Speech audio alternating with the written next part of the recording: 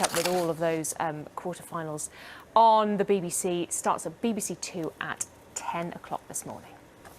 Kat, thank you very much indeed. Kat there talking about some of the things like snooker. Events like sporting events which have changed dramatically. Yeah, the snooker table's there and nobody obviously sitting around watching. Hundreds of live music and arts venues across the UK are going to light their buildings red today to draw attention to the impact of COVID-19 on those working in the entertainment industry. Yeah, Nina's got those jobs figures for us this morning, hasn't she? But the entertainment sector says it's on the verge of collapse unless it receives urgent financial support from the government. Here's our arts correspondent, Rebecca Jones.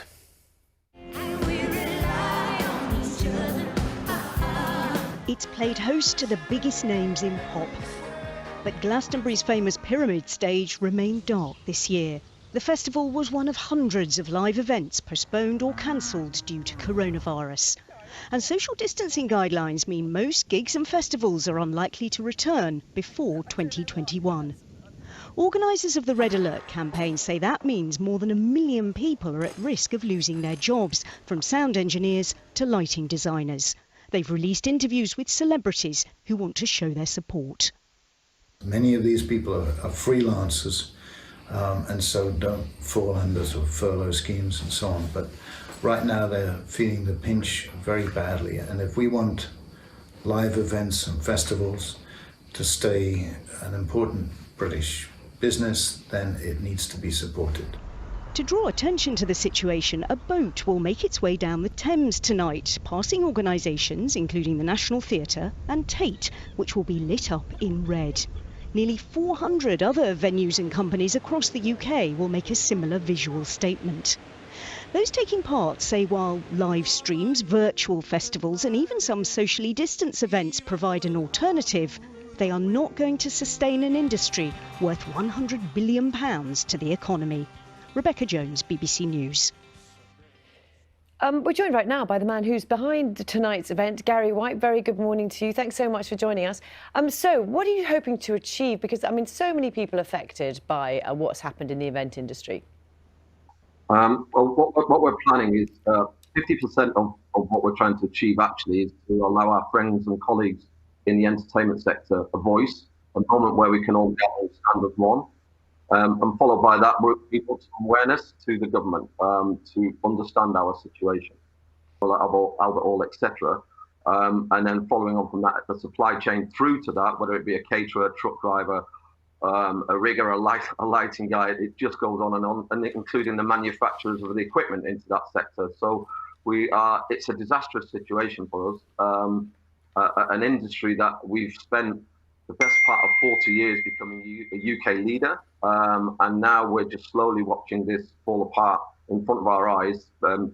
My friends and colleagues have spent 30 years running their businesses. It's devastating. And we've got some big name supporters backing you, haven't you? How important is that to you? Absolutely. It also allows us to get some additional publicity, to be frank, but we've got everybody behind them. As you saw, Peter Gabriel, Paloma Faith, Mark King, Frank Turner, Leon Liz. There's many actors.